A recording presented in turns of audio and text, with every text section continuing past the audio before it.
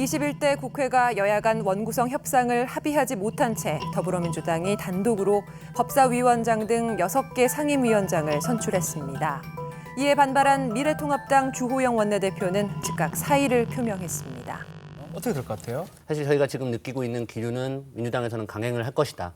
상임위원들을 국회의장이 강제 배정을 하는 건데 네. 사실 지금까지 그래 본 적이 한 번도 없기 때문에 어떻게 야당의 다른 당 의원들을 갖다가 강제적으로 상임위를 배정하고 상임위원장을 배정하는 부분에 있어서 상당한 부담을 느끼고 있을 것이라고는 생각됩니다. 그 이해찬 대표 같은 경우도 공개적인 의원총회에서 김태년 원내대표에게 위험을 감수해서라도 진행시켜야 할 것이 있다 이렇게 얘기를 했습니다. 그 부분이 사실은 이제 법사위를 뜻하는 것이라고 저는 생각을 하는데요. 네. 그 설령 그런 과정에서 여러 가지 뭐 비판이 있다 하더라도 그건 감수할 건 감수하고 가는 것이 그 책임 있는 자세지.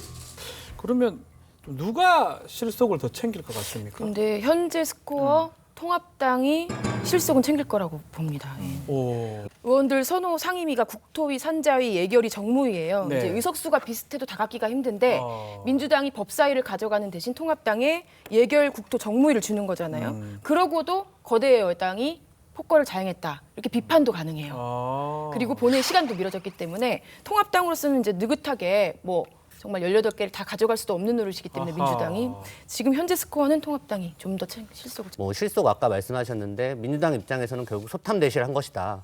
법사위를 얻는 대신에 국민을 잃었다. 이렇게 저는 평가하고 싶습니다. 여야 모두 정말 한치 양보도 없이 이제 강대강으로 나서고 있는 상황인데요.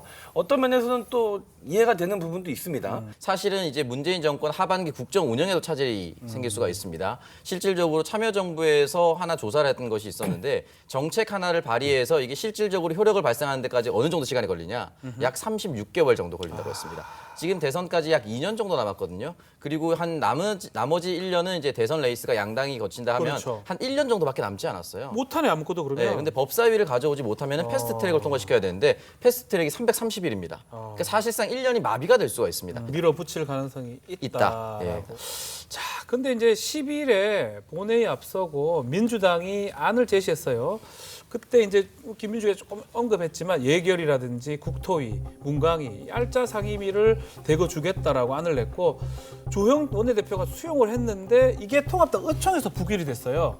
당내 반발이 지금 말씀하시는 것처럼 상당히 큰 거예요, 지금. 지금 두 가지를 저는 말씀드리고 네. 싶은데요. 첫 번째 이제 알짜 상임이라는 표현을 알짜 하셨는데 아닙니까, 그거? 이런 표현 자체가 사실은 상임위원장 자리를 갖다가 어떤 밥그릇 싸움하는 그런 자리로 인식시키는 부정적인 효과가 있습니다. 이게 네. 또 하나 사실관계를 하나 말씀드리고 싶은 거는 그런 상임위들을 제안했다는 것 자체는 사실은 민주당의 일방적인 제안이었을 뿐이지 정확히 기억하는데 아침에 의총에 들어가 있었고 조영 원내대표가 민주당에서 저렇게 일방적으로 제안을 했다까지가 팩트이고 사실은 뭐 이걸 표결에 붙이거나 그러지도 않았습니다. 이게 사실은 결국 전형적인 언론 플레이 아닌가. 명분을 만들기 위해서 민주당에서는 이렇게까지 양보를 했다는 프레임을 만들기 위해서 언론 플레이를 한 것이 아닌가라는 분위기가 많았고 결국 그런 의미에서 이런 협상에 민주당이 진정성을 가지고 임하고 있는 것인가 이거에 대한 의문들이 있기 때문에 네.